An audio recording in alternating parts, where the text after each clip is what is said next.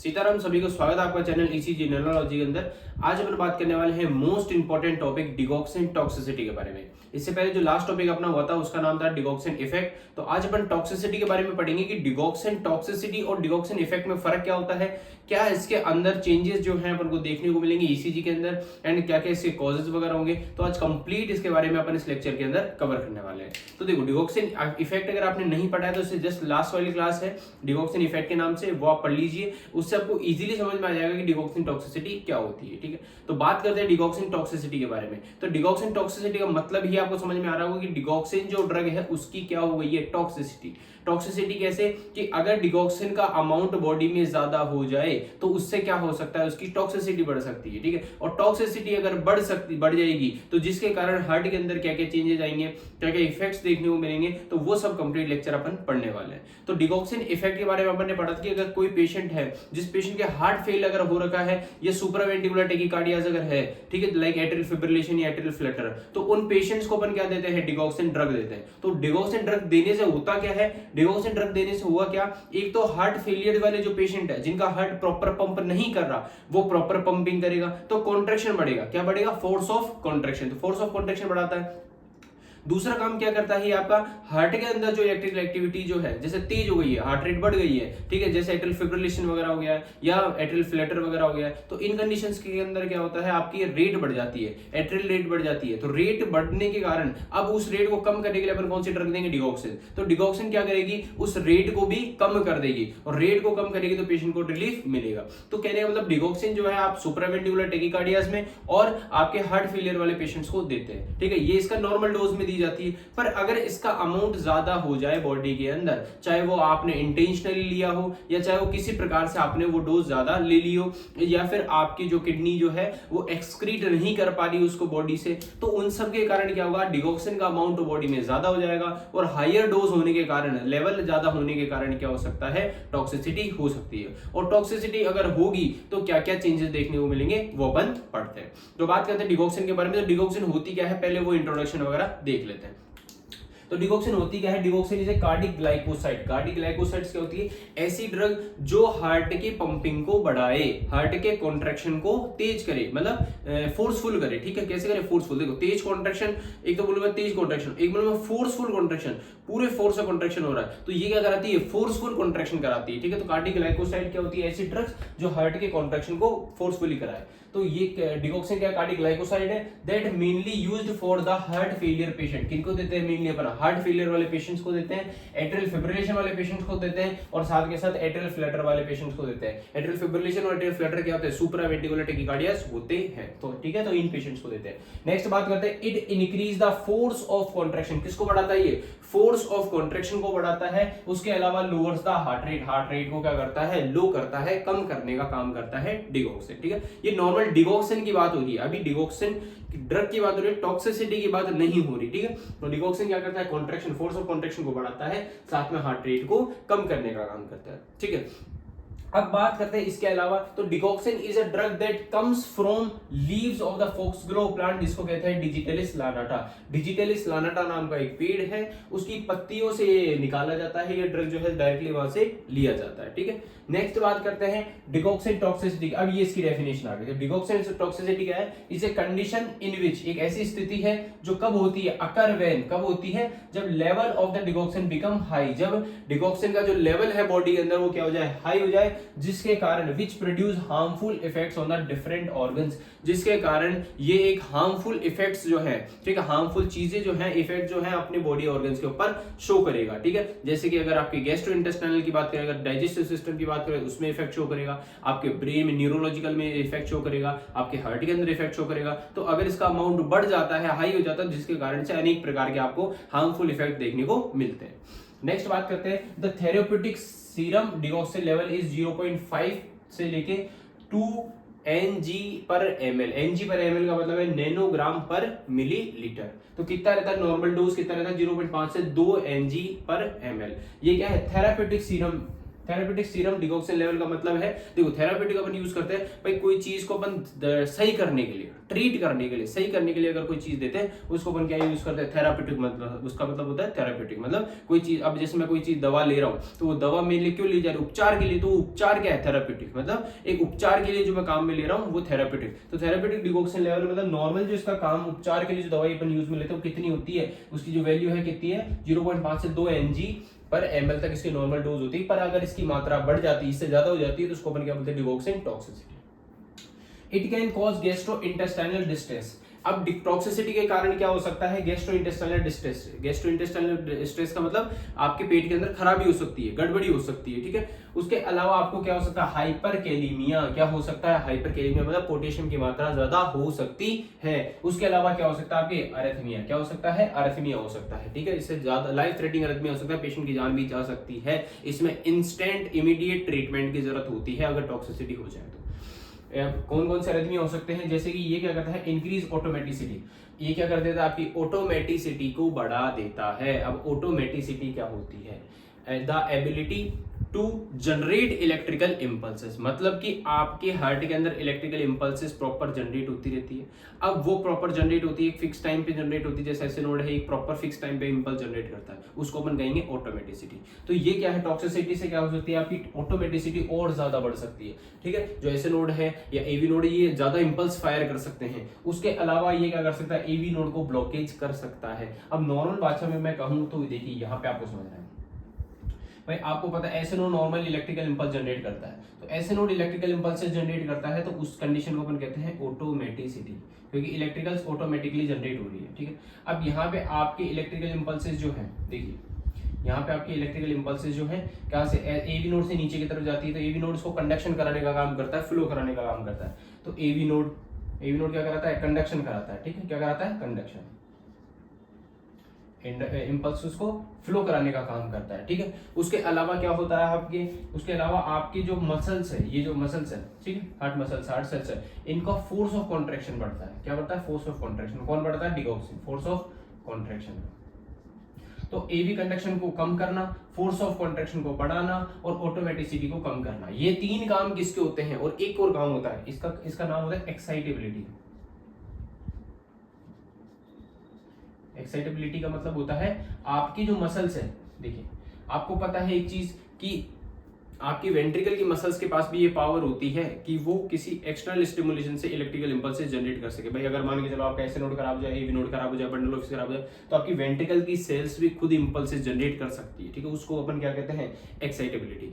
अब अगर यहाँ पे डिगॉक्सिन जो ड्रग है वो क्या करती है, आपके ऑटोमेटिसिटी को कम करती है, मतलब कि आपके ऐसे नोड की फायरिंग को कम करती है, जिससे हार्ट रेट कम होती है। एवी नोड के कंडक्शन को कम करती है, जिससे आपकी हार्ट रेट कम होती है।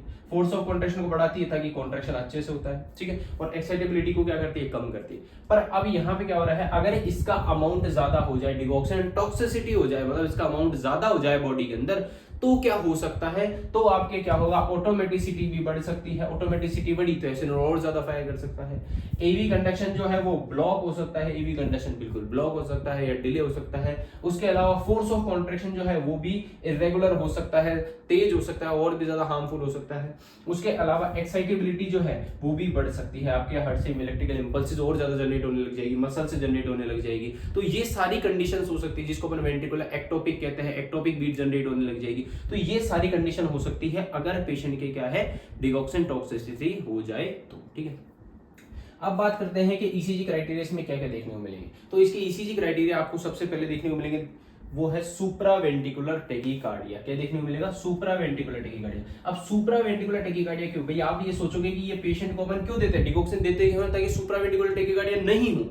भाई सुप्रावेंट्रिकुलर टेकीकार्डिया मतलब आपके एट्रिया से जो है इलेक्ट्रिकल इंपल्स जनरेट हो रही है और वो वेंट्रिकल के रेट को बढ़ा रही है। तो अब उनको कम करने के लिए अपन क्या देते हैं, डिगॉक्सिन देते हैं। तो डिगॉक्सिन क्या करती है उस काम में, डिगॉक्सिन काम करती है आपके ऐसे नोड से जो इलेक्ट्रिकल इंपल्स आ रही है या एट्रिया से जो भी इलेक्ट्रिकल इंपल्स जा रही है, मान के चलो ये सेल दे रही है, ये सेल दे रही है, कोई भी दे रहा है, तो उसको ब्लॉक करने का काम, ठीक है। उनकी जो इलेक्ट्रिकल इंपल्स जनरेट करने की क्षमता है उसको कम करने का काम, आपके एवी नोड से जो इंपल्स जा रही है उसको स्लो करने का काम। तो इससे क्या होगा कि वेंट्रिकल से इंपल्स कम पहुंचेगी तो हार्ट रेट कम हो जाएगी। ये काम किसमें, ये कौन सी कंडीशन है, ये सुप्रावेंट्रिकुलर टेकीकार्डिया, एसवीटी, ठीक है। SVT, supraventricular tachycardia. तो इनके अंदर क्या हो रहा है कि आपकी वेंट्रिकल की रेट बढ़ रही है। अब इस वेंट्रिकल की रेट को कम करने के लिए अपन क्या देंगे, डिगॉक्सिन देंगे। तो डिगॉक्सिन क्या करती है, सुप्रावेंट्रिकुलर टैकीकार्डिया को सही करती है। पर अगर डिगॉक्सिन का अमाउंट ज्यादा हो जाए, बॉडी में टॉक्सिसिटी हो जाए, तो ये क्या कॉज कर सकती है, सुप्रावेंट्रिकुलर टैकीकार्डिया कॉज कर सकती है। ये इंपल्सेस और ज्यादा जनरेट करवा सकती है, एट्रिया से और ज्यादा इंपल्स जनरेट हो सकती है, ठीक है। और ऐसे एट्रिया से बहुत ज्यादा इंपल्स जनरेट होने लग जाएगी, ज्यादा इंपल्स जनरेट होगी, जिसके कारण क्या हो सकता है, आपके सुप्रावेंट्रिकुलर टैकीकार्डिया बढ़ सकते हैं और पेशेंट की जो है जान भी जा सकती है। तो ये क्या कॉज कर सकता है, आपके सुप्रावेंट्रिकुलर टैकीकार्डिया एसवीटी कॉज कर सकता है। तो इसी क्राइटेरिया में आपको सुप्रावेंट्रिकुलर टैकीकार्डिया भी देखने को मिल सकता है, किसके अंदर, डिगॉक्सिन टॉक्सिसिटी के अंदर।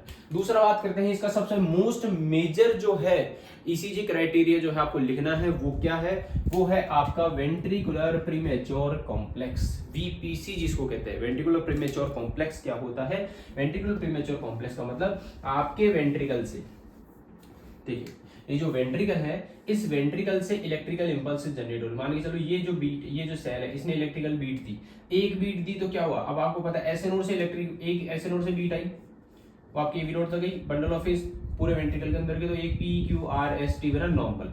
पर अगर वेंट्रिकल से ये बीट जनरेट होगी तो जिसके कारण एक एक्स्ट्रा बीट बनेगी, जिसको अपन क्या कहते हैं, वीपीसी। क्या कहते हैं, वीपीसी। तो ये वीपीसी आपको देखने को मिल सकती है, ये वीपीसी आपको देखने को मिल सकती है कब, अगर पेशेंट के डिगॉक्सिन टॉक्सिसिटी है तो, मतलब पेशेंट के कंटिन्यू जब आप ईसीजी देखोगे तो ईसीजी के अंदर कंटिन्यू आपको वीपीसी देखने को मिलेगी, बार बार आपको एक नॉर्मल बीट, फिर वीपीसी, फिर नॉर्मल बीट, फिर वीपीसी देखने को मिलेगी, ठीक है। तो उसको अपन कहते हैं बाईजेमिनी और ट्राइजेमिनी। बाईजेमिनी का मतलब अगर एक बीट नॉर्मल, एक वीपीसी, एक बीट नॉर्मल, एक वीपीसी, उसको अपन कहेंगे बाईजेमिनी। और अगर एक भी दो बीट नॉर्मल और एक वीपीसी है तो उसको अपन क्या कहेंगे, ट्राइजेमिनी। क्या कहेंगे, ट्राइजेमिनी। तो सबसे मेजर क्राइटेरिया क्या होता है, वेंट्रिकुलर प्रीमेच्योर कॉम्प्लेक्स आपको देखने को मिलता है, किसके अंदर, डिगॉक्सिन टॉक्सिसिटी के अंदर। नेक्स्ट बात करते हैं साइनस ब्रेडिकार्डिया। क्या देखने को मिलेगा पेशेंट के, साइनस ब्रेडिकार्डिया। क्यों देखने को मिलेगा भाई, ये क्या कर सकता है आपके ऐसे नोड पे, जो देखिए अब आपको पता है डिगॉक्सिन जो है, डिगॉक्सिन क्या करती है, ऐसे नोड के काम को कम करने का काम करती है। क्या करती है, कम करती है, ताकि हार्ट रेट कम हो। अब अगर डिगॉक्सिन की अमाउंट ज्यादा हो जाए, टॉक्सिसिटी ज्यादा हो जाए, तो अब इससे दो चीज हो सकती है, टैकीअरिथमियाज भी हो सकते हैं और ब्रेडिअरिथमियाज भी हो सकते हैं। मतलब यहाँ पे इसने सुप्रावेंट्रिकुलर टैकीकार्डिया कर दिया, तो ये सुप्रावेंट्रिकुलर टैकीकार्डिया भी कर सकती है और ब्रेडिकार्डिया भी, दोनों चीज कर सकती है। या तो ऐसे नोड को और ज्यादा इंपल्स फायर करने के लिए कर सकती है, या ऐसे नोड को बिल्कुल डिप्रेस कर देगी, कम कर देगी। और ऐसे नोड अगर काम कम करेगा, तो ऐसे नोड काम कम करेगा तो क्या होगा, साइनस ब्रेडिकार्डिया पेशेंट के देखने को मिलेगा। तो ये क्या कॉज कर सकती है, साइनस ब्रेडिकार्डिया भी कॉज कर सकती है। दूसरा काम क्या कर सकती है, आपकी जो एवी नोड है, इस एवी नोड से इलेक्ट्रिकल इंपल्स नीचे की तरफ जाती है, ठीक है। तो एवी नोड का काम क्या होता है, स्लो करने का काम करता है इंपल्सेस का। अब डिगॉक्सिन अगर उसको ज्यादा दे देंगे तो ये क्या कर सकता है, इस एवी नोड के काम को बिल्कुल ब्लॉक कर सकता है। और एवी नोड अगर ब्लॉक हो गया तो आगे इंपल्स भी जो है नीचे नहीं जाएगी, तो उस कंडीशन को अपन क्या कहते हैं, एवी ब्लॉक। क्या कहते हैं, एवी ब्लॉक। तो क्या देखने को मिलेगा पेशेंट के, एवी ब्लॉक भी देखने को मिल सकता है। कौन सा, फर्स्ट डिग्री या सेकंड डिग्री या थर्ड डिग्री, तीनों में से कोई से भी डिग्री का आपको एवी ब्लॉक देखने को मिल सकता है। एवी ब्लॉक 3 टाइप्स होते हैं, मैंने पढ़ाया है, आप पूरे पहले के क्लासेस के अंदर देख सकते हैं। साथ में मैंने साइनस ब्रेडिकार्डिया भी आपको पढ़ाया है, वीपीसी भी आपको पढ़ाया है, तो पहले की क्लासेस में आप देख सकते हैं और उससे आपको इजीली समझ में आ जाएगा।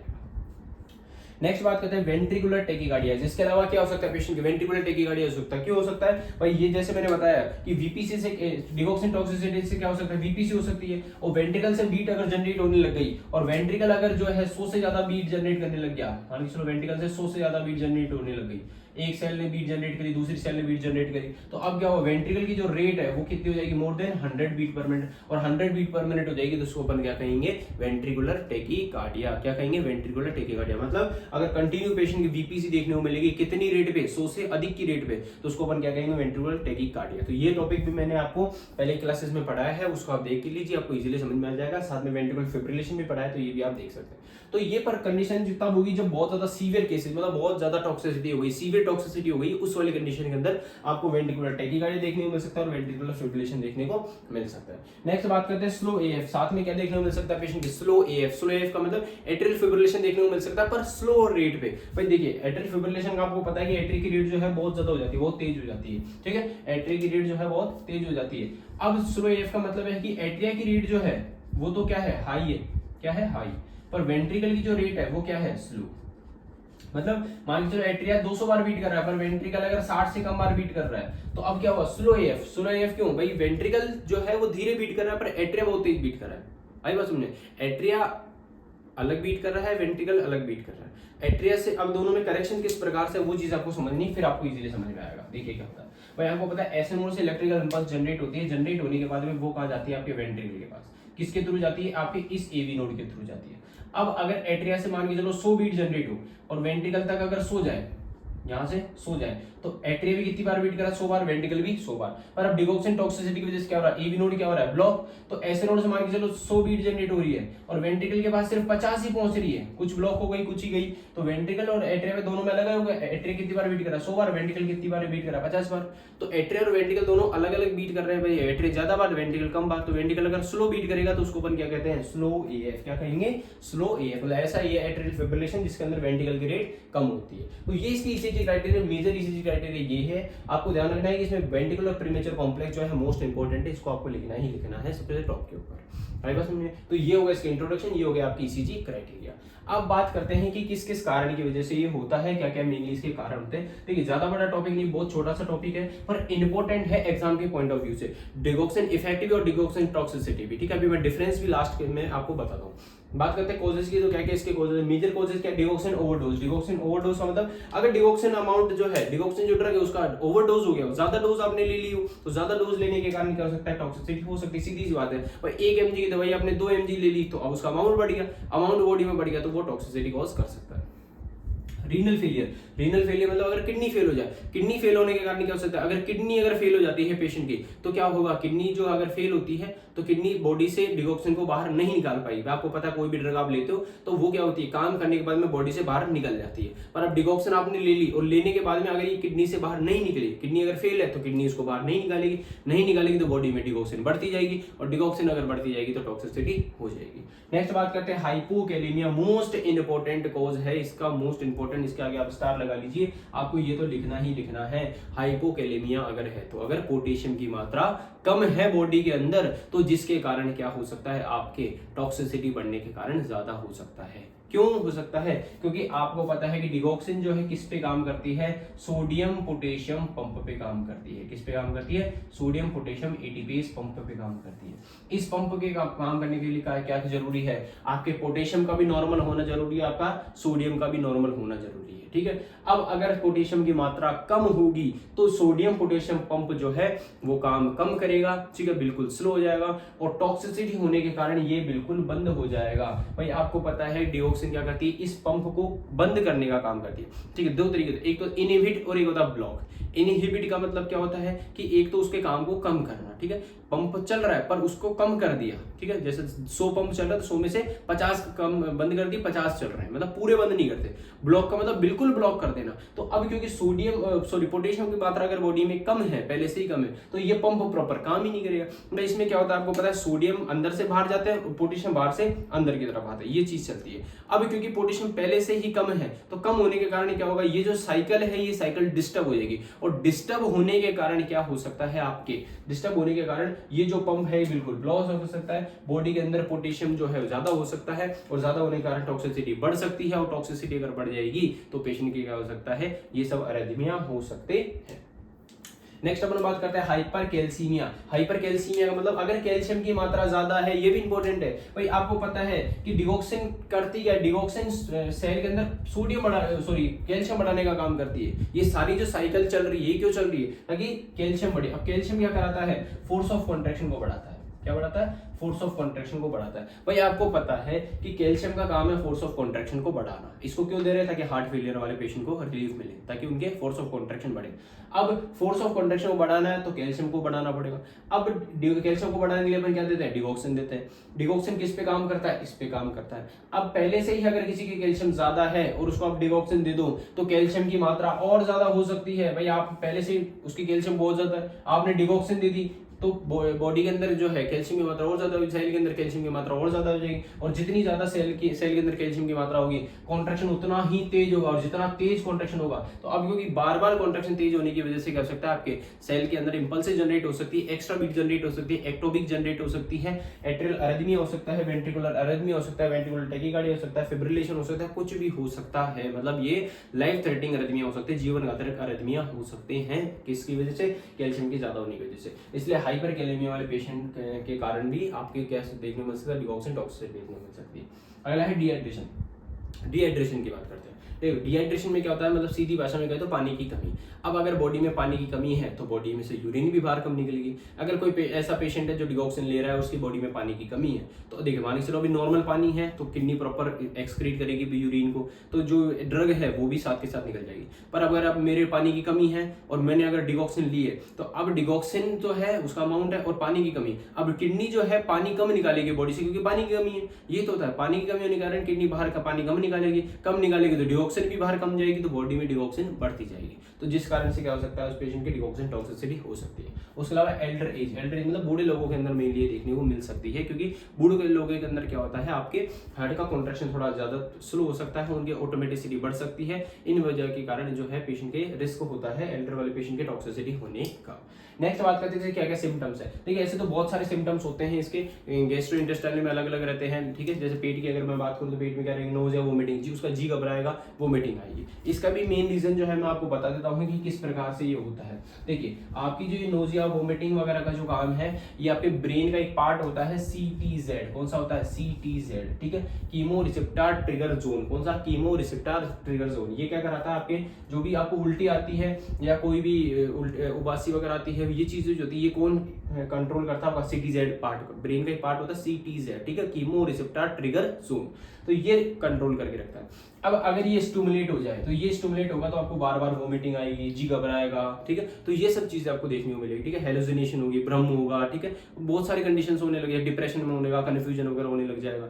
तो ये सब चीजें किसकी वजह से हो रही है, आपकी CTZ की वजह से, सर चकराना वगैरह। तो अब ये CTZ को क्या होता है कि जैसे आप डिगॉक्सिन लेते हैं और डिगॉक्सिन का अमाउंट जैसे बढ़ता है, तो डिगॉक्सिन क्या कराता है, आपका CTZ को स्टिमुलेट कर देता है, ठीक है, इसको एक्टिवेट कर देता है, और ये एक्टिवेट हुआ तो आपके नोजिया वोमिटिंग आपको देखने को मिलेगी, कंफ्यूजन देखने को मिलेगा, ब्लड विजन या येलो विजन देखने को मिलेगा, वीकनेस कमजोरी हो सकती है, ठीक है। हार्ट पे क्या क्या करेगा, हार्ट रेट पाल्पिटेशन बढ़ा सकता है, ब्रेडिकार्डिया कॉज कर सकता है, सिनकोपेनी बेहोशी हो सकती है। तो ये सिम्टम्स आपको देखने को मिल सकते हैं किसके अंदर, डिगॉक्सिन टॉक्सिसिटी के अंदर, ठीक है, ये तो मिलेंगे आपको। नेक्स्ट बात करते हैं अपन डायग्नोसिस की। तो डायग्नोसिस मैंने लिखे नहीं है, आप लिख सकते हैं खुद, क्योंकि बोर्ड थोड़ा सा स्पेस कम था जिस वजह से मैंने लिखे नहीं। मैं आपको वर्बली बता देता हूँ कि डायग्नोसिस में क्या लिख सकते हैं, फिजिकल एग्जामिन करके पता कर सकते हैं, मेडिकल हिस्ट्री से पता कर सकते हैं, ECG से पता कर सकते हैं, ब्लड टेस्ट से पता कर सकते हैं, ठीक है, इन सब से अपन पता कर सकते हैं, यूरिन टेस्ट से अपन पता कर सकते हैं कि भाई पेशेंट की डिगॉक्सिन टॉक्सिसिटी है या नहीं है, और साथ ही साथ होल्टर मॉनिटरिंग से भी पता कर सकते हैं।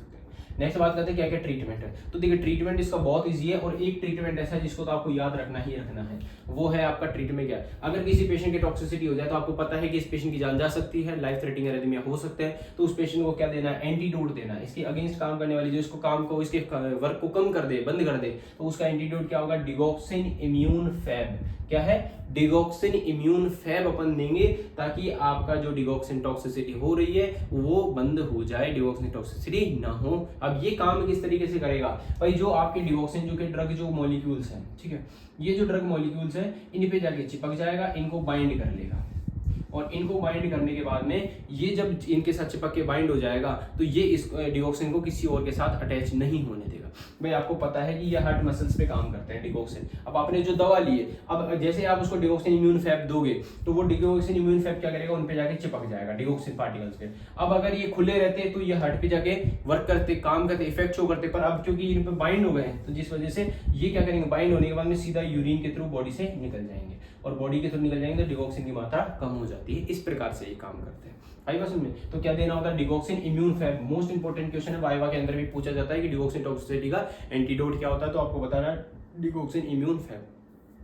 और उसके अलावा ट्रीट द अंडरलाइन कॉज, जिस कारण से उसको सही करना है। स्टॉप डिगॉक्सिन ड्रग, अगर डिगॉक्सिन ड्रग ले रहे हैं तो उसको स्टॉप करना है, बंद करना है। Correct electrolyte imbalance, electrolyte imbalance अगर है, सोडियम पोटेशियम मैग्नीशियम कैल्शियम वगैरह की मात्रा कम ज्यादा है तो उसको सही करना है। ट्रीट ब्रेडिकार्डिया, अगर ब्रेडिकार्डिया हो रहा है तो उसको सही करना है। साथ ही साथ कंटिन्यूअस ECG मॉनिटरिंग, अगर ECG मॉनिटरिंग उसकी कंटिन्यू करनी है ताकि पेशेंट को रिलीफ मिले, वह अपन को पता लगता रहे भाई पेशेंट की क्या दिक्कत हो रही है, क्या नहीं हो रही, क्या क्या चेंजेस उसके अब हो रहे हैं, नहीं हो रहे, ठीक है। तो ये पूरा कंप्लीट टॉपिक मैंने पढ़ा दिया है। पूरे कंप्लीट टॉपिक को आप लिख सकते हैं यहाँ से, इस कंटेंट को आप कॉपी कर सकते हैं, साथ में अपनी कॉपी के अंदर लिख सकते हैं, ठीक है। सफिशिएंट कंटेंट है, कोई इसमें दिक्कत वाली बात नहीं है। आपको अगर ये कंटेंट लिख के आते हैं तो अच्छे मार्क्स आपको मिलेंगे। अब बात करते हैं डिगॉक्सिन इफेक्ट की और टॉक्सिसिटी की, दोनों में डिफरेंस, मेजर डिफरेंस क्या है। तो देखिए इफेक्ट इफेक्ट का मतलब भाई अगर कोई पेशेंट डिगॉक्सिन ले रहा है उसी को उसमें टाइम पे जो इफेक्ट शो कर रहे हैं उसको कहेंगे डिगॉक्सिन इफेक्ट। अगर किसी पेशेंट ने ज़्यादा डिगॉक्सिन ले ली या उसकी बॉडी में डिगॉक्सिन की मात्रा ज़्यादा हो गई तो जिसके कारण क्या हुई टॉक्सिसिटी, तो उसको कहेंगे डिगॉक्सिन टॉक्सिसिटी। दोनों अलग अलग चीज़ है, दोनों के क्राइटेरियाज अलग है, दोनों के कॉजेज अलग अलग है, ठीक है। तो दोनों को अलग अलग आपको समझना है, दोनों अलग टॉपिक है, इसलिए कंफ्यूज नहीं होना है। अगर टॉक्सिसिटी आता है तो टॉक्सिसिटी समझाना है, इफेक्ट आता है तो इफेक्ट समझाना है, ठीक है। बाकी अगर फिर भी क्वेश्चन आ जाता है आपके जिससे टॉक्सिसिटी आ जाए तो आपको थोड़ा बहुत इफेक्ट के बारे में भी बताना पड़ेगा, मतलब आपको इफेक्ट के बारे में बताना पड़ेगा, फिर टॉक्सिसिटी के बारे में तो आपको एक्सप्लेन करना ही। और अगर इफेक्ट आ जाए तो इफेक्ट के बारे में समझाना, बट थोड़ा बहुत टॉक्सिसिटी के बारे में समझाना पड़ेगा। मतलब ऐसा नहीं कि सिर्फ इफेक्ट पूछा तो इफेक्ट समझाना है, साथ में थोड़ा बहुत टॉक्सिसिटी के बारे में भी बताना है। उसका रीजन क्या है भाई, एग्जामिनर को पता लग जाएगा जो स्टूडेंट है उसको आपको इफेक्ट और टॉक्सिसिटी दोनों के अंदर डिफरेंस पता है, दोनों को सेम नहीं समझता हो।